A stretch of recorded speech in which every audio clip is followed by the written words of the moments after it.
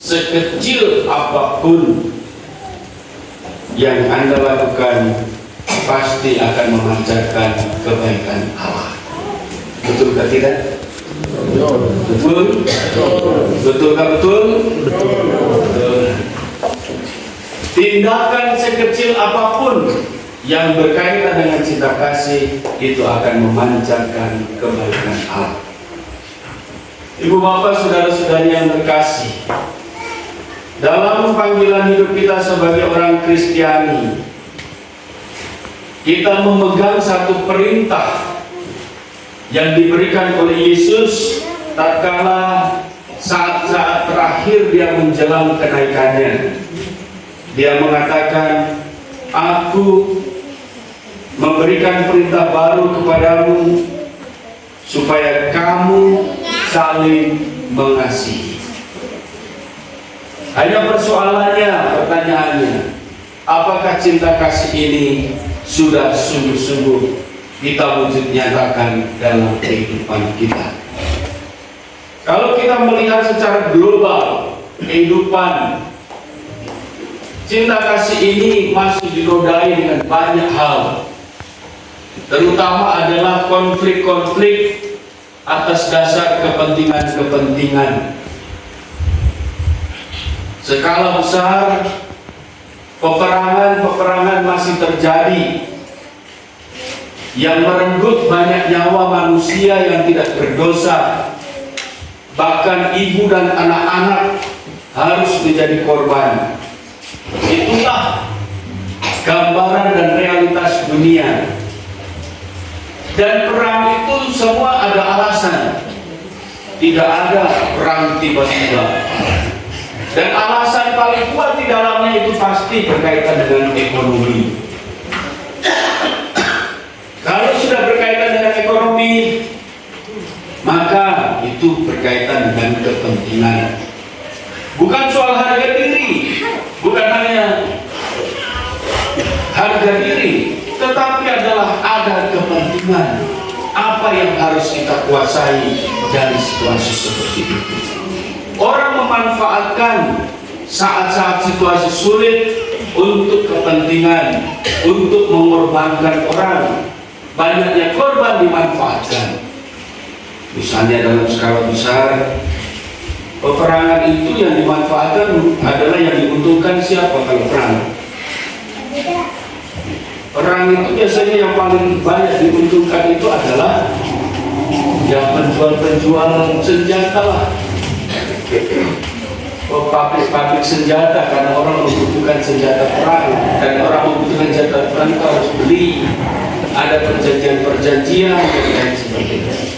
Nah, Bapak Ibu, saudara-saudari, ada banyak contoh-contoh gambaran-gambaran dalam kehidupan kita yang menodai kehidupan yang namanya cinta kasih dan belas kasih.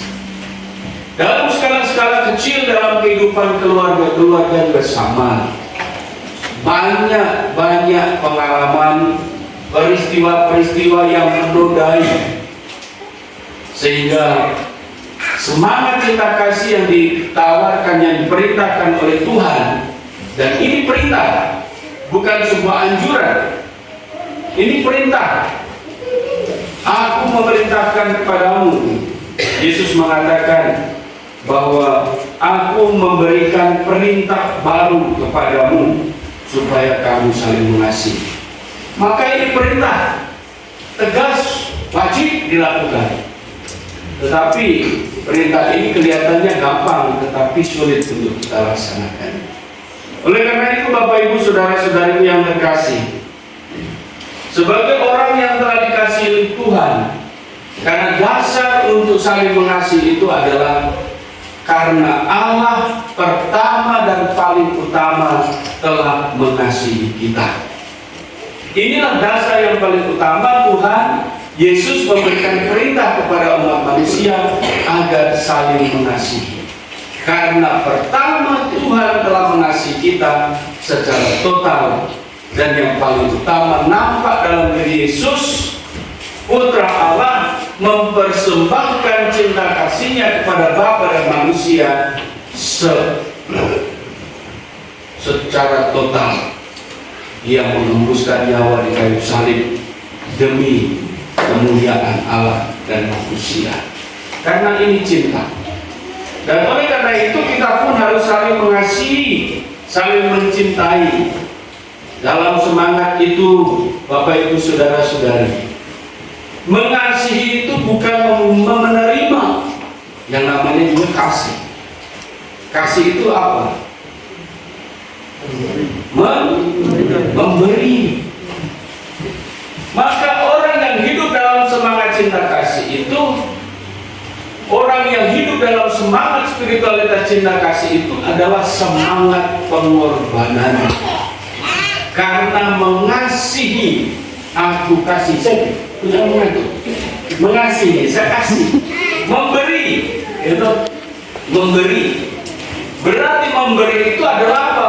Berkorban. Dan Yesus memberikan dirinya, mengasihi manusia dengan memberikan dirinya, dengan mengorbankan dirinya. Maka semangat cinta kasih dalam diri kita adalah yang harus tanamkan apa yang saya berikan. Itulah mengasihi. Memberi itu bukan soal materi. Bukan soal materi, saya memberi uang, saya memberi, bukan. Bukan hanya itu. Memang betul memberi itu juga berkaitan dengan materi. Tetapi adalah yang pertama adalah memberikan diri kita untuk orang lain, memberikan diri kita untuk Tuhan. Maka mengasihi Tuhan berarti saya memberikan diri saya seutuhnya kepada Tuhan, agar Tuhan pakai dalam kehidupan saya. Tuhan memberkati, Tuhan pakai, dan kalau Tuhan pakai maka saya akan menebarkan sesuatu yang baik.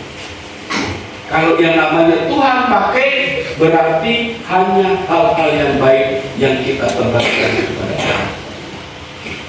Mengasihi sesama pertama-tama adalah memberikan diri kita, memberikan pelayanan secara total, memberikan diri kita kepada orang lain. Ketika orang lain sedang menderita, kita datang memberikan diri kita, sapaan-sapaan, perhatian-perhatian, kehadiran kita.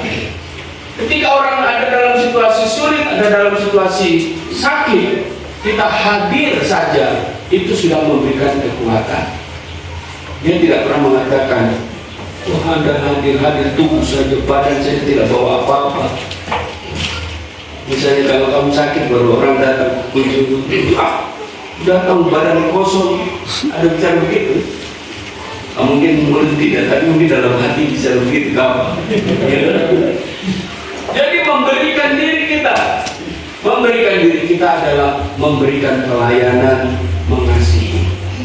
Dan juga wujud cinta kasih itu adalah juga memberikan apa yang ada dalam diri kita. Nah, Paulus dan Barnabas dalam bacaan pertama itu juga menegaskan kepada kita bagaimana mereka memberikan diri sepenuhnya, mengasihi Tuhan dalam semangat pertobatan, dan memberikan diri sepenuhnya dalam karya pelayanan. Yang dia berikan apa? Dirinya. Dia melayani, mewartakan kepada orang-orang. Dan buah dari pemberian diri itu adalah banyak orang yang bertobat. Oleh karena itu, Bapak Ibu Saudara-saudari yang terkasih, panggilan kita semua adalah panggilan untuk mengasihi. Sekali lagi, mengasihi berarti memberikan. Mengasihi berarti berkorban. Oleh karena itu, marilah kita menghayati semangat spiritualitas ini. Ketika kita mau hidup dalam cinta kasih, tidak usah pertama lihat dompet saya berapa tebal, tetapi melihat di dalam diri saya berapa banyak yang saya mau berikan kepada orang lain dari diri saya. Pelayanan-pelayanan, perhatian-perhatian, semangat kebersamaan kepada orang-orang, itulah yang mau kita berikan kepada sesama.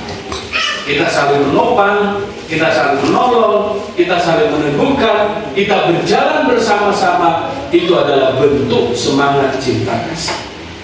Semoga cinta kasih itu terus kuat dalam diri kita. Walaupun di dalam cinta kasih itu seringkali muncul hal-hal yang dapat menghancurkan berat semangat cinta kasih, tetapi kita tetap teguh bergandengan tangan dalam kebersamaan untuk tetap mewujudkan semangat cinta kasih. Kita ingat sekali lagi, aku memberikan perintah baru kepadamu, yaitu supaya kamu saling mengasihi. Amin. Mari kita berdiri, kita memperbarui iman dan kepercayaan.